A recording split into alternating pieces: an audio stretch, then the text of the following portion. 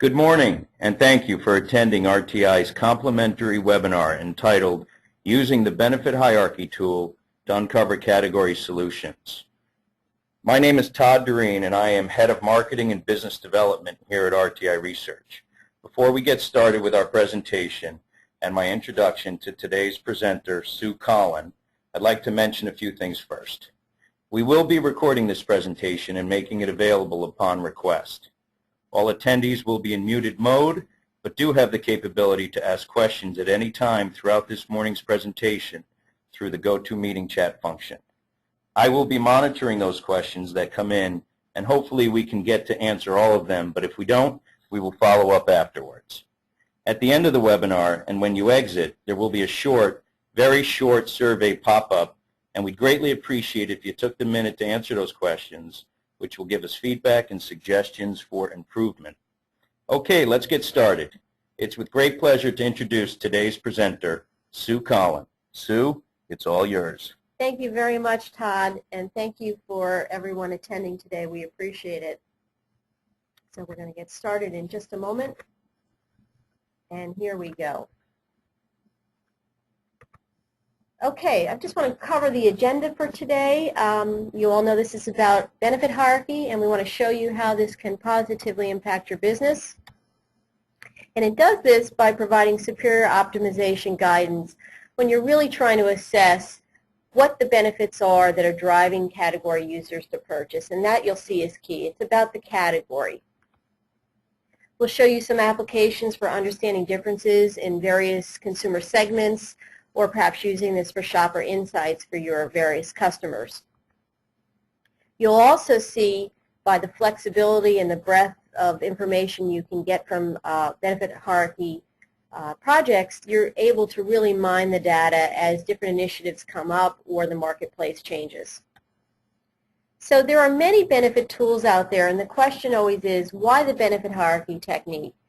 Well, we use a unique scalar metric that provides direction on importance to the category as a whole. As you probably know, most scales get at what consumers most want and what they least want. We ask consumers to actually think a little bit harder about how a benefit impacts the purchase decision, which is truly different than just asking if a benefit or a feature would make them purchase a product in the category. So by this method, we're able to allow marketers to dig deeper into really learning about what we call the importance continuum on items or benefits or features that are important to the category. And as you know, it's all about the intersection. It's finding that sweet spot right in the middle of what consumers need, what are the marketplace gaps, and whether or not you're able as manufacturers or service providers to deliver on those benefits that are really very relevant and credible to the consumer at hand.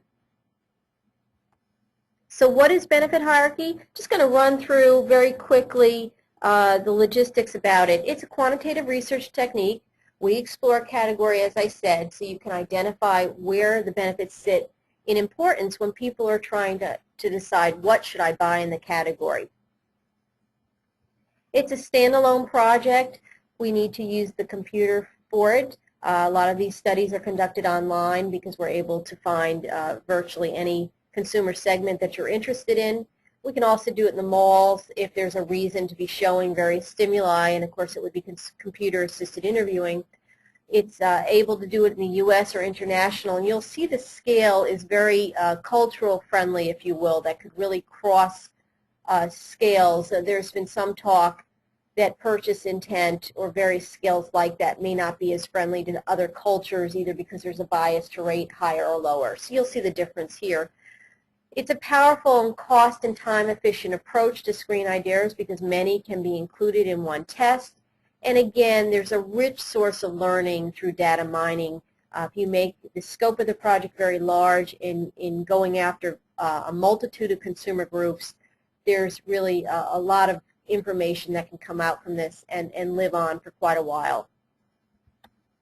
And there's flexibility, of course. I mean, there's various scales that we need to ask to build the hierarchy, but after that, it's flexible that we can provide ad hoc issues that are important for the issue at hand at the end of the questionnaire. So how does it work? Well, it works on the premise that uncovering the true benefit hierarchy belongs with the category, and that means we've got to push beyond traditional liking or importance measures. So let's talk about different measures that are used today, and maybe right for your situation at hand, or perhaps benefit hierarchy is more appropriate. So importance ratings often result in little discrimination, and we've seen either from actual studies or research on research that when you get asking about importance ratings, either people tell you what they think they should tell you. A perfect example of this are moms. They may tell you that nutrition types or health types of benefits are most important when in fact value may be more important because they think they need to tell you that. Or there's overstatement in that consumers have difficulty in distinguishing between higher level and somewhat lower level benefits.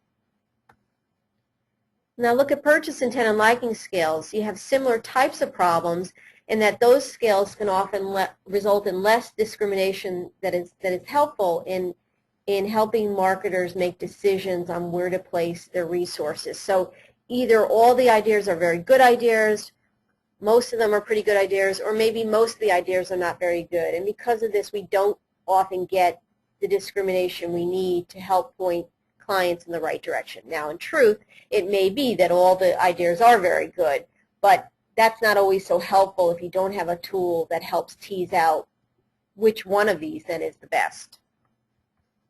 The max diff conjoint-based technique is also a very good tool, but it gets at the most versus least desired of the items you present to people.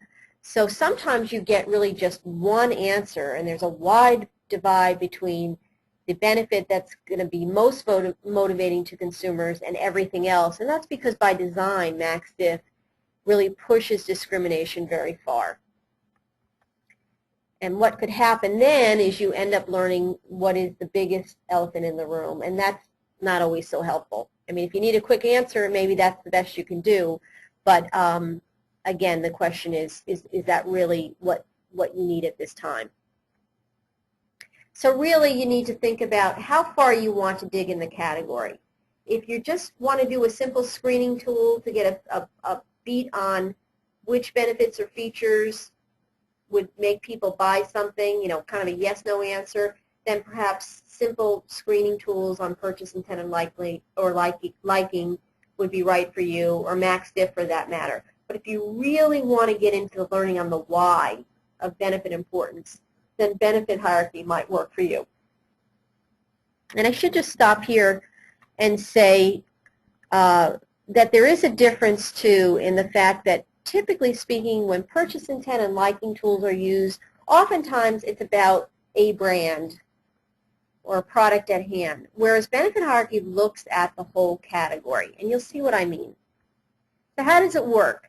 Well, it's using as input potential category solutions that come from a whole host of sources, primary data, secondary, either competitive intel or other means. It could be qualitative information, team idea generation.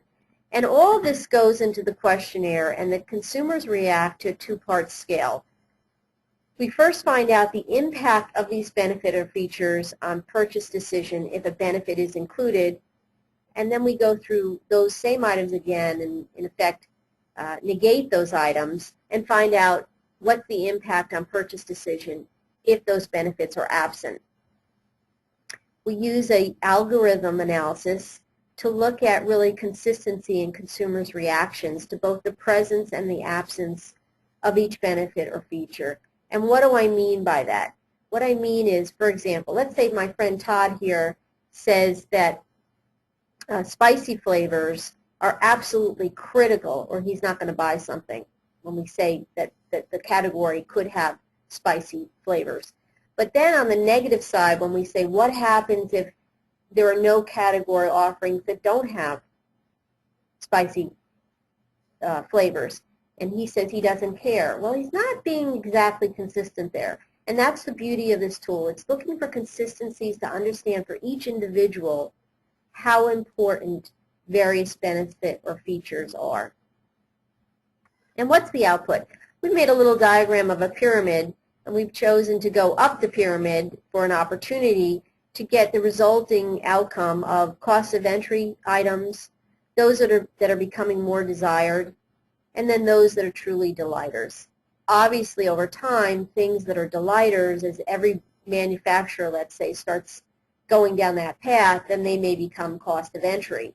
Some examples are maybe there was some car manufacturer many years ago who came up with the bright idea with windshield wipers that are intermittent, various speeds, I call it. Well, at that point, it was a delighter, but at this point today, really everybody's expecting that. That's just one perfect example of that. Now, I see we have a question that just came through, and I'm going to read this one, Todd. What do you consider a difference between a benefit and a feature? That's a great question because sometimes they're one and the same. If an item, for instance, popcorn category, just making this up, popcorn category in the microwave, if the benefit is that all the kernels pop, so you don't get any at the end that are just those kernels that are unpopped, which can be troubling, right? That's a benefit, but it's also a feature. There can be other times where it's really the positioning around what the product does that becomes a benefit versus an absolute, product feature. So oftentimes they are one and the same.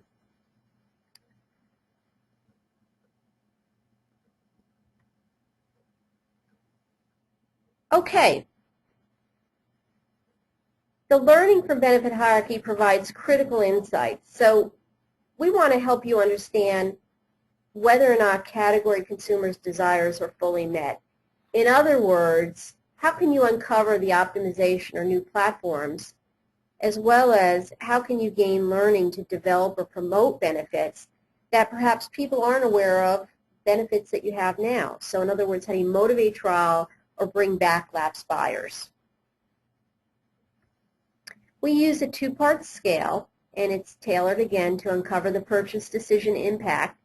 To first ask about, for all the benefits we're talking about, what's the impact on purchase decision if the benefit is present? And you can see this four-part scale that goes from if this benefit or feature were present, is it an extra reason to buy, all the way down to do you not like it? Of course, there are lots of benefits that marketers feel, of course, they're, absolutely positive. But for some people, think of the ketchup bottle, where now many of the SKUs on ketchup and other dressings and condiments, the top is on the bottom. That was a true delighter for most people for obvious reasons.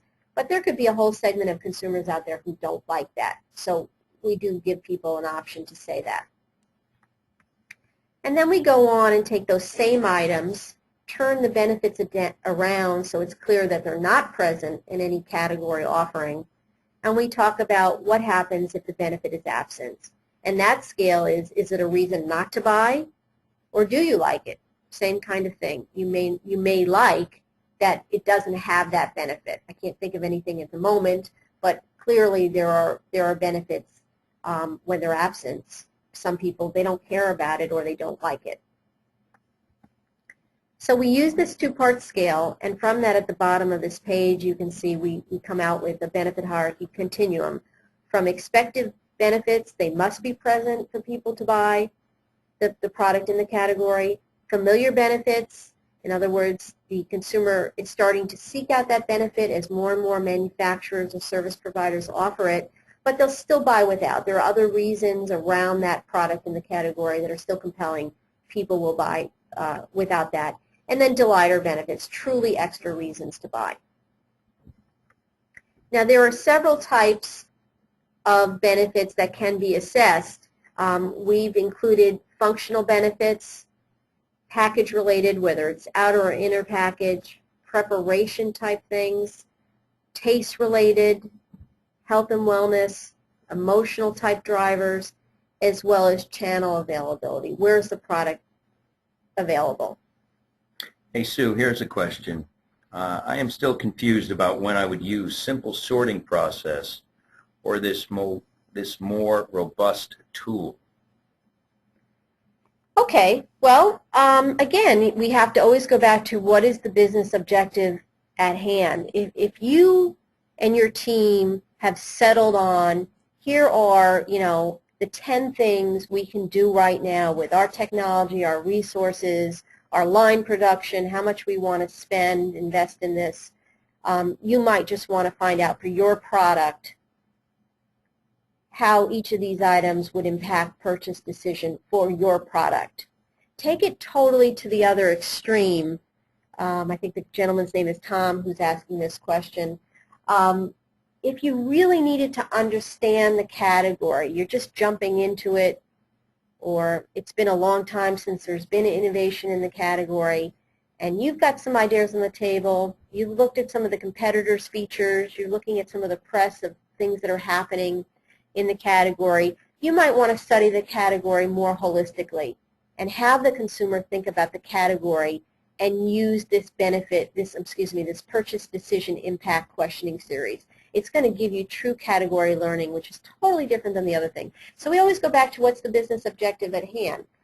This is a real neat tool depending on where you are in the process, but certainly if you need max diff because you need one answer today, here's the 20 things we can do, and I need to know which is most impactful, and your team likes the max diff questioning, and it is a very nice tool to use, but you just want that one thing, then you're probably going to get more discrimination, and it's just going to tell you the what. What's the one thing? It's not going to tell you the why. I hope that answers it. So we're going to talk a little more about what you should include in the category, and I may have actually gone over some of this in my answer to that question. You want to typically include both new and current category benefit offerings. So the current benefits provide a point of comparison versus new benefits. They could be current benefits that you have, and then you also including new things that are on the table that you might want to put into your product in the category. You also want to include current benefits that your competitor has that you don't, because that's going to help you understand, is this something we should consider? How are people reacting to the fact that our competitor includes this and we don't have it? Todd, I see you have another question here about, let's see, what is that about? It says, can you give me an example of emotional benefits that you could include? Sure. Those are a little more subtle, and again, they often straddle an emotional benefit versus a product benefit. They can be all in one, but you say it a little differently. So example, think of as the frozen meal, prepared meal category exploded, could be already 10 years ago for sure. Some of the things that manufacturers, marketers were concerned about was how would moms feel about putting a frozen meal on their table, a truly frozen meal. So some of the positioning that they talked about and batted around were things like, has a homemade aroma so my family thinks I cooked it from scratch. That's an emotional benefit. Of course, it's related to something that's in the product, some kind of great aroma, like a home-style gravy that's on top of it, or some herb smell, aroma, so forth. But we position it as an emotional benefit to see how that catches people. Would that be a delight, or do they not care? These people are hungry and they just want to eat, that kind of thing. That's just one example.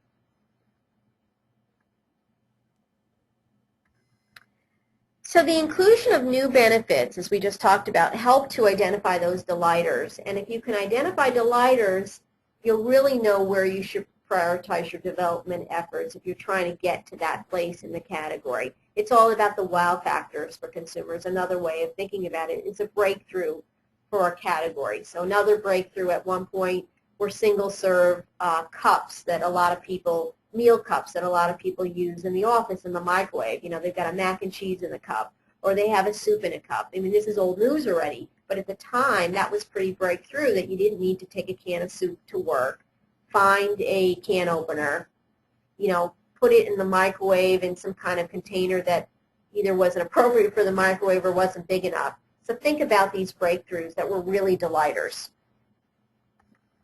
So here's some other examples of category benefits or offerings. So Flavoring types, I mentioned before. These are types, not specific flavors. I talked about with Todd with spicy or sweet or savory type flavors, which could be for snack foods or cheeses or crackers, what have you. Various ingredient types or buckets, cheese, fruits, spices, other product benefits. I gave some examples here, grill marks or smoke flavor. Again, I'm focusing on food now, taking frozen foods or refrigerated foods and or even at the shelf type foods that have extra things on them that would make families feel like this is more of a home style meal versus prepared or frozen.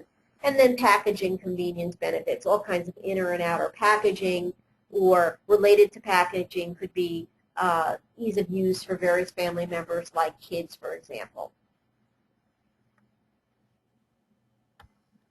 Typically, we include a max of 30 items, and the reason for limiting this is we have to remember that however many we have, it's times 2, because respondents first go through all those items on the plus side, the presence of them, and then we have to take those same items and go through them again as if they weren't available in the category. So that would be 60, and it's quite a number to go through, particularly if some of them seem very similar, and we help you go through that. We'll often get a list from a client, and 5 of the items are very similar to another 5, and we can see that based on our experience, and we'll help you either try and reword it or think about perhaps it is the same and replace it with something else. So some of the key insights, again, that I want to run through are, what is the outcome? Delighter benefits, we think about them as offensive action planning. So you focus on those development areas where you could be the first to offer a true delighter to the category consumer. Familiar benefits. These are the kinds of benefits that maybe you slot into this development pipeline as they become more familiar to consumers. So they're becoming more prevalent, and therefore perhaps soon they'll be expected. If a category has 8 leading brands and 6 of them, 8 is a lot, but if 6 of them really are starting to offer resealable cookie packages that you don't have to go and put it in a Ziploc yourself, then it's going to be expected, and maybe that's going to mean the manufacturers who are not offering that are going to be left out of the game until they start offering that benefit as well. And then expected benefits, as I said, just leads into that. These are the cost of entry items that perhaps you learn that your major competitors are offering and you are not. And then the don't care benefits. These are really important because oftentimes somebody in the group, whether they're on the marketing side or the R&D side or even higher up in the chain, a general manager really has heart for a benefit, and you learn that people just don't care. May not be so easy to go and tell that general manager nobody cares, but at least you can get real about taking that off the table and not spending time against developing that. So again, here are the benefits, a snapshot, and I think we have one more question now. Yes, Sue, came in. What if I learn that a benefit is considered a delighter to the category, but already offered as a benefit? I think what that person means is, you're hearing, again, let's just, because it's top of mind at the moment, let's take the opening for the ketchup bottle on the bottom. It stands on the bottom, so all the product is flowing down. It makes it easier to get out of the bottle for most people. If that's prevalent, and all of a sudden you're hearing in this test that people think it's a delighter, then that says to us people don't know about it. Now that maybe was a poor example because people know about it now, but if you think of some other types of products that people are not clear that that's out there, that's what it would say to us, because they say, oh, I'd be delighted, but wait a minute, it's out there, so you could be buying it now.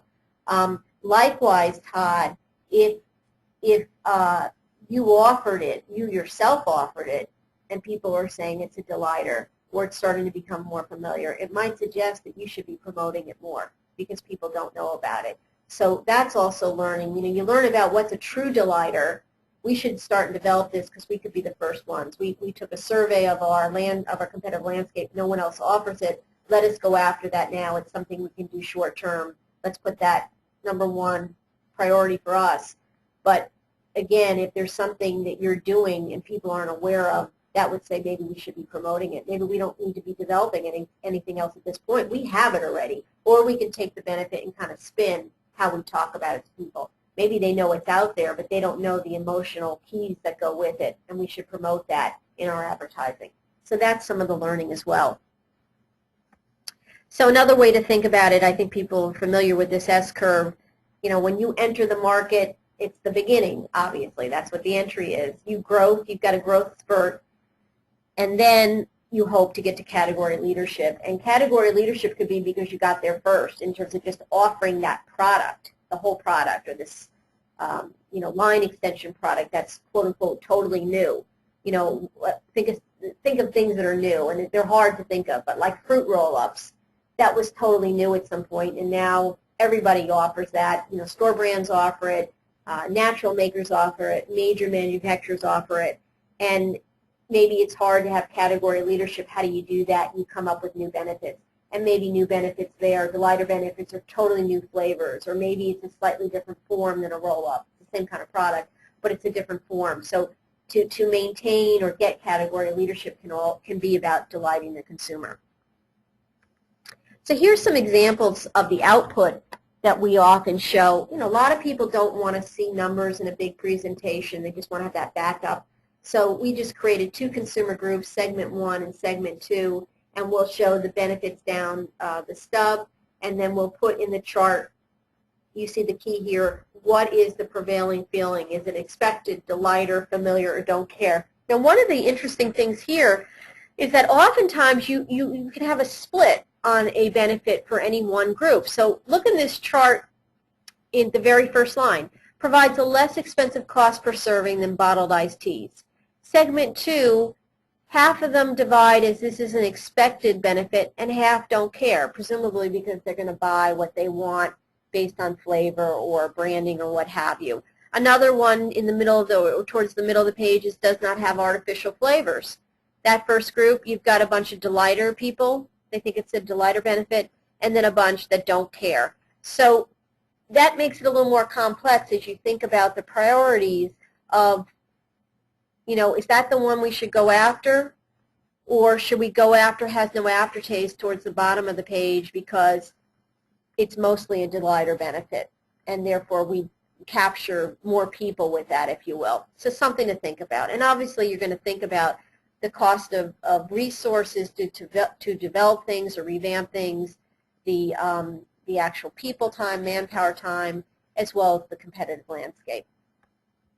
Another way that we can show this, short of showing numbers, and for plenty of clients we do that as well, is just a key scorecard with a checklist that shows for each group which of the items are delighters. And a lot of times our clients want to focus on just the delighter benefits given where they are in the category and their market share and competitors and so forth. Maybe they're absolutely the leader, so they want to go after just the delighter benefits. And this lets people know in a very easy view, high-level view, you know what, there are some items that are delighters to all groups, but most, it's only 2 out of 3 groups or what have you. You know, take this from meeting to meeting to be able to discuss very quickly what the delighter benefits are to each group. And what's nice here is you can see you can have in one study many different groups and many different hierarchies. Very, very powerful, very flexible.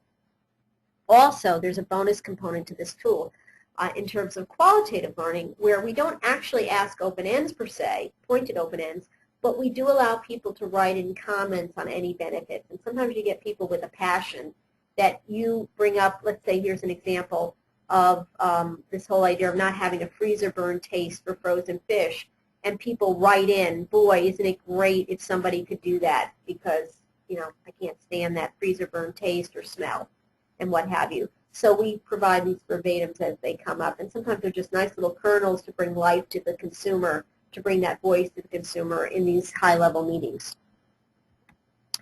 So where are the situations where you might want to use benefit hierarchy? I alluded to this before. Mature categories that need a check-in or infusion of excitement. And that would depend on what people consider mature, how long the products have been out there, the category has been kind of stale, and maybe nobody's done anything to offer new benefits in the category for quite a while, and you want to be the one that starts offering you benefits.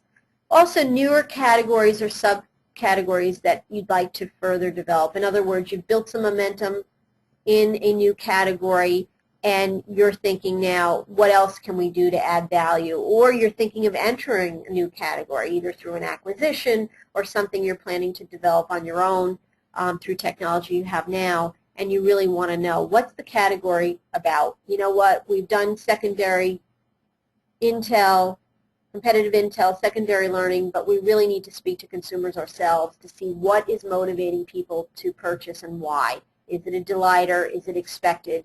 Is it something becoming familiar, or do you just not care for a consumer point of view?